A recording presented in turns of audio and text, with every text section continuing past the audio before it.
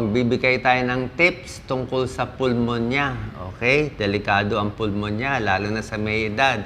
I'm sure meron kayo nabalitaan, baka lolo-lola nyo, tatay or nanay, noong nagkasakit, laging pulmonya. Okay? Tatay ko, pulmonya din. Nanay ko, 3 linggo sa ospital. Lahat ng gamot binigay namin sa pulmonya, ayaw gumaling. So, bakit laging pulmonya? Tapos magbibigay din tayo ng techniques para lumakas ang baga. Anong gagawin natin para gumaling sa ubo at sa pulmonya. Okay.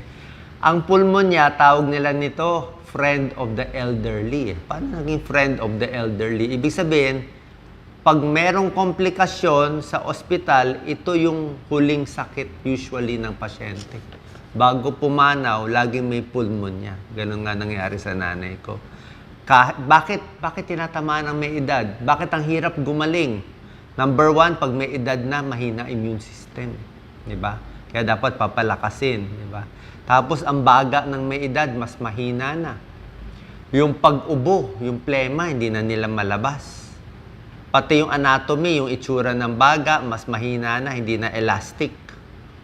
Minsan naman, meron pang ibang sakit, di ba? Siyempre, pag may edad na, exposed na sa usok, baka may sira na baga, baka may diabetes, may sakit na sa puso, kaya dagdag yung pulmonya, mas delikado pa. Isa pa, minsan yung hospital-acquired pneumonia. Pag yung may edad na dala sa ospital, tapos sa ospital ka nahawa, hospital-acquired pneumonia, mas matindi ang mga mikrobyo doon. Mas mahirap gumaling. Kaya nga, pag senior, delikado ang pulmonya. Ang pulmonya, maraming klase. May mild to severe. Yung mga mild na pulmonya, pag in-x-ray, nakikita may plema. Ano sintomas ng pulmonya? Lagnat, nag-chills, ubo, may plema. Usually, madilaw to. Madilaw, mag-green. Hirap huminga. Pag matanda, minsan nahihilo. Bumibilis ang heart rate. Basta may lagnat, mabilis heart rate. Walang gana kumain. Okay? Tapos maraming klaseng pulmonya. Merong galing sa bacteria, Streptococcus pneumoniae, Haemophilus influenza. Ito yung mga common bacterial pneumonia. May viral pneumonia, kasama yung COVID na ang daming tinamaan. Merong fungal pneumonia. Ang fungal, ito yung pagmahina na katawan. May HIV/AIDS, may cancer, tatamaan ng fungal pneumonia. At may tinatawag na aspiration pneumonia. Delikado tong aspiration pneumonia. Pag isang pasyente na stroke, bedridden, di ba? So matanda na, hirap na kumain, hirap na lumunok. Tapos nakaupo na lagi si lolo-lola. Tapos pag pinapakain natin, minsan pinapainom natin, nauubo na siya, nasasamin na. Ibig sabihin, yung pagkain, imbis na pumunta sa tiyan, di ba? Pagkain dapat sa tiyan, sa esophagus. Pumunta siya sa baga, sa trachea. Dalawa kasi daanan dito sa lalamunan natin. Pag huminga, hangin sa baga. Pag kumain, uminom, diretso sa tiyan. Ngayon, pag matanda na, minsan namamali, napainom ng tubig, napakain, hindi pa ready, inaantok, o medyo nakahiga, bawal yun, no? Pagkakain, nakaganyan. So, dapat upong-upo, tapos, pag namali ng lunok ang may edad, pupunta sa baga. Minsan, di na nila nauubo. Nagiging aspiration pneumonia, nagiging bacterial to, delikado rin to. Okay? So, ingat tayo. Paano iwas sa aspiration pneumonia? Dapat, siyempre, upong-upo yung pasyente. Pagdating sa liquid, dapat medyo malapot. Kung sabaw, let's say egg soup, corn soup, lagyan nyo ng konting gaw-gaw, mas malapot. Diba? Sa tubig, tubig malabnaw talaga. Mas mabilis kasi po sila ma-choke. Mas mabilis sila ma-choke kung malabnaw. Pag mas malapot, mas maganda, mas madikit, mas malulunok nila. Paano malalaman kung may pulmonya? X-ray lang, kita na. X-ray, minsan sputum sa plema, ma-check anong klaseng bacteria. Sa pulse oximeter, pwede rin. Diba, nauso yung pulse oximeter, malalaman ano yung oxygen nyo. Dapat 94% pataas yung oxygen. So, ang mga tinatamaan ng pulmonya, usually may edad, over 65, o bata, less than 2 years old. Pwede rin yung mga middle age, 40, 50s.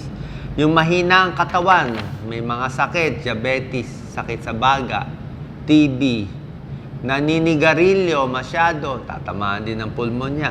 Malakas uminom ng alak, mahina kumain, malnourished, 'di ba? Puro unhealthy kinakain. Exposed sa usok, sa pollution, sa laging mga nagsisiga. Yung mga exposed dito sa kalye natin, yung mga nagmomotor, 'di ba? Exposed sila lagi. Yung mga policeman, yung mga nagwawalis, o minsan yung mga bus driver, jeepney driver, lalo na yung walang aircon, mas exposed sila eh. So, pwede mas masira yung baga. Kaya dapat mas maingat. Ang gamutan dito, syempre, pag hindi malala, pwedeng antibiotics sa bahay lang kung bacterial pneumonia. Pero kung malala, may edad dinadala sa ospital. Diba? So, para makaiwas sa pulmonya, dapat hugas kamay, di ba? Lalo na, pwede mag-mask. Sino magmamask? Yung mga may sakit na. Matanda na, nagdadialysis, mahina ang baga, may mga sakit. Mas safe naman mag-mask para hindi mahawa. Lalo na kung marami nakatira sa bahay, di ba? Meron ding bakuna sa pulmonya. Pneumonia vaccine, maganda to. Ito proven to. Ito yung mga lumang bakuna. Flu vaccine, pwede rin makatulong sa kanila. Hindi 100% itong pneumonia and flu vaccine. Wala naman itong mga side effect, pero mas makakatulong siya. Ngayon, magbibigay tayo ng mga tips paano lumakas ang baga. Ito para sa lahat to. Kung gusto natin lumakas yung baga, kung meron tayong ubo, pulmonya, mahina ang baga, mahika, itong gagawin natin. 10 tips. Number 1, try nyo yung diaphragmatic breathing. Anong diaphragmatic breathing? Abdominal breathing. Isang kamay, lagay sa tiyan. Hinga malalim, palakihin ang tiyan. Dapat lumalaki ang tiyan pag huminga. Yan, lumalaki ang tiyan. Hinga sa ilong. Bakit? Pag huminga ka na lumalaki lang ang chest breathing, hindi maganda. Hindi naman nag-expand masyado ang chest eh. Pero pag ang tiyan lumaki, ibig sabihin yan, yung diaphragm natin binababa. Meron tayong muscle dyan na diaphragm. Pag huminga ka na pinapalaki ang tiyan, bababa yung diaphragm, mas maraming hangin papasok sa baga. Tsaka yung paghinga, hindi yung hinga na yung ganun lang hinga. Dapat yung hinga malalim talaga. Gamit ang ilong. Pilit mo i-expand, di ba? Kasi nga marami natutulog na mga alveoli. Paano hina ng kulang tayo sa exercise. Tignan mo yung mga swimmer. Ang swimmer, ang ganda ng dibdib, di ba? Ang ganda ng muscle, mga breaststroke nila. Ang dami nilang oxygen. Paano? Kondisyon exercise ng exercise, hinga ng hinga di ba? So, diaphragmatic breathing, hinga sa ilong. Pigil, exhale. Mas maganda ang hinga sa ilong. Meron siyang nagpo-produce ng nitrous oxide na maganda rin sa baga. Dagdag benefit. Number 2, pwede nyo rin try yung pursed lip breathing pag-exhale. So, bukod sa paghinga sa ilong, diaphragm, pigil. Pigil na mga 5 seconds para mag-exchange muna. Pag pigil mo sa hangin sa baga, mag-exchange yung oxygen, carbon dioxide. Pag exhale mo, pursed lip, ganito, naka-purse yung bibig natin. Bakit pursed lip? Anong purpose? Pigil. Kasi, pag ginawa mo hinga, exhale. Hinga, exhale. Hindi maganda. Ang nangyayari, lumalaki yung baga, yung mga air sacs natin. Pag exhale mo, biglang magsasara yung mga alveoli natin, yung air sacs. So, pag nagsara agad yung baga natin, wala nang exchange ng oxygen, carbon dioxide. Gusto mo mas matagal siya open. Kung kayo may bronchiectasis, may emphysema, may sira ang baga, mabilis magsara yung lungs natin.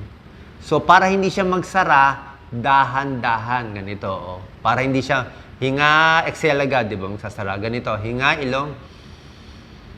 Pigil, malaki na siya. Pag exhale, dahan-dahan. Para matagal siya open. Matagal siya open. Mas maraming oxygen. Pag chinek mo sa pulse oximeter, mas maganda.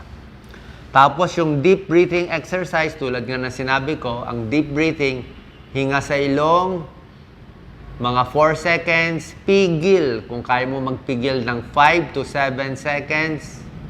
Tapos exhale matagal, mga 8 seconds.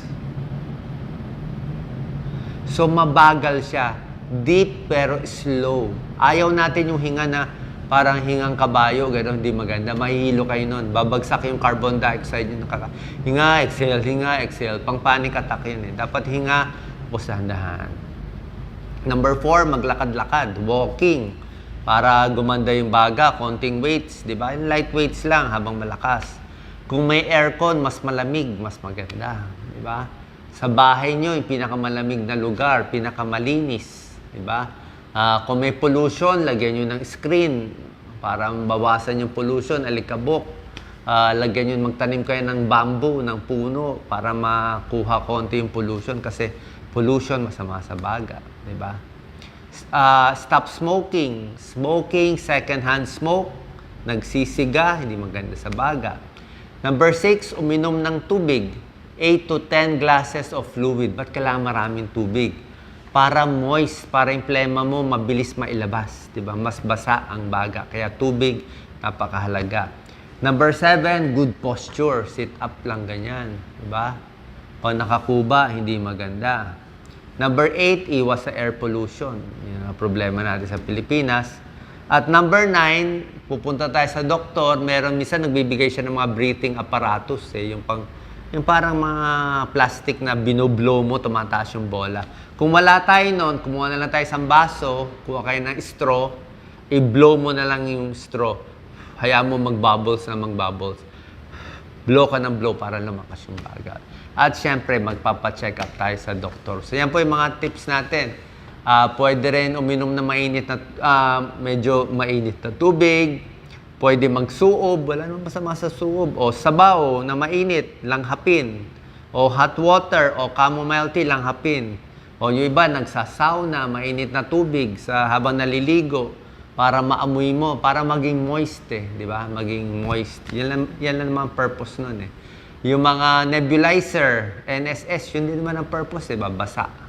Tubig, mabasa yung baga para malabas mo yung plema. Sana po nakatulong itong tips natin para lumakas ang baga. Konsulta tayo sa lung doctor, pulmonologist kung merong mga problema. God bless po.